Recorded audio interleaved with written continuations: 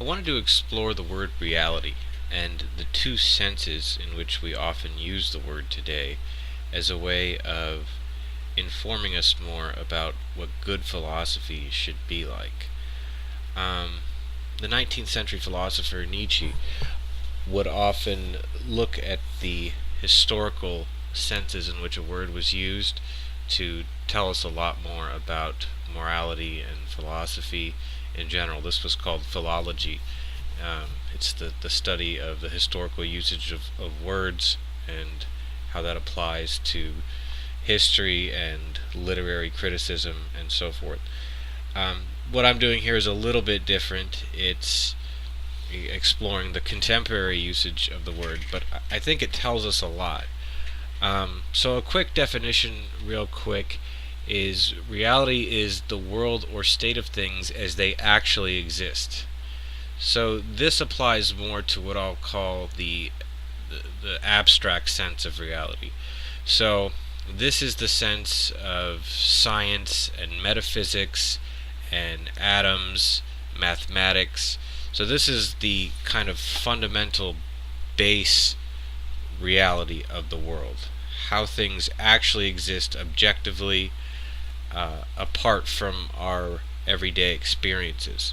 So there's no doubt that you are made of atoms and your brain is composed of atoms, but this doesn't really mean a lot on an everyday level when you're interacting with people and facing the practical everyday realities of life. And that's the other sense in which I want to explore.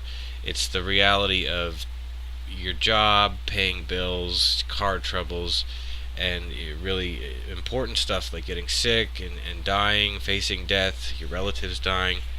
Um, so there's these two incredibly important senses in which we use that word reality, and they can often seem kind of at odds with each other.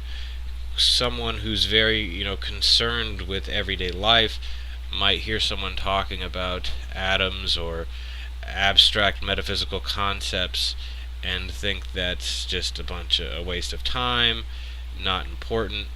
And conversely, someone who's, trying to solve some deep mathematical proof or, is exploring the astrophysics or is very into chemistry might, think that someone who spends all their time concentrating on the mundane parts of life is missing the big picture. I think a synthesis is certainly called for when we want to have a good overall worldview and a good philosophy. So both of these realities are important, and I think good philosophy combines them both.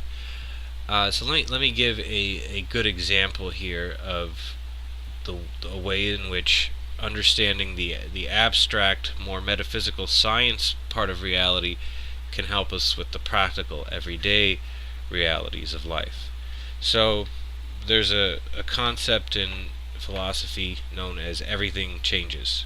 This is Heraclitus famously said this in ancient in Greece. The opposite view was that Parmenides said that everything was a sort of a solid block and nothing changed. This is still somewhat debated in physics. For the most part, though, I think the idea that everything changes is well supported by metaphysics and science, though. Certainly from a Buddhist perspective, the idea of impermanence is central to Buddhism. So this is the idea that we can take a quick look at the science of it too. In science, in physics, you have this idea called entropy.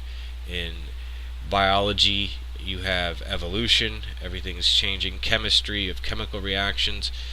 There's no doubt that the world's nature is in a constant state of flux.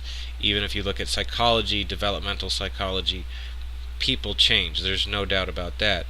So everything changes. This is a kind of abstract truth of the world, and it might seem far removed from your everyday life, but once you realize that this abstract reality of everything changes is true, you can see that it would have some importance on the everyday reality. For example, if you're in a very dark place in your life, a very difficult time, knowing that no matter what, everything changes, you're going to eventually get out of this. And so there's no reason to despair. Everything changes, so things can change for the better, and you can work towards that. Conversely, if things are going really well for you right now in your life, knowing that everything is going to change, it can help you appreciate more what you have right now, and also plan ahead for the future. Knowing that things are going to change, you can try to ensure that you're going to continue to feel really good about your life in the future. So you can see how the two realities here, and understanding the importance of both senses of reality, can help you take other philosophical concepts such as the idea of everything changes or the impermanence of things, and kind of merge them together to have a more coherent, full system of philosophy that will ultimately not only be true and interesting in an objective sense, but also useful and practical in your everyday life. So I hope you got something out of that, and thanks for listening.